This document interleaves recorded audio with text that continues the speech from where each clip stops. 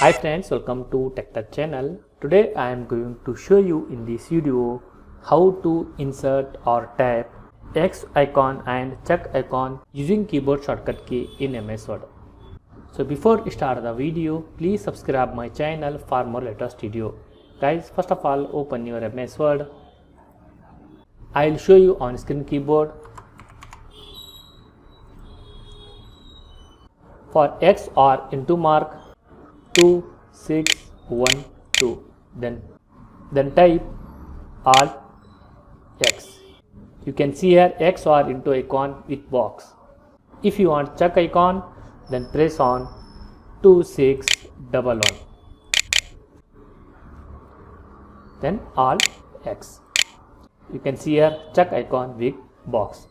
That's it guys. So in this video, type or insert X and check icon with box in MS Word. Thanks for watching friends.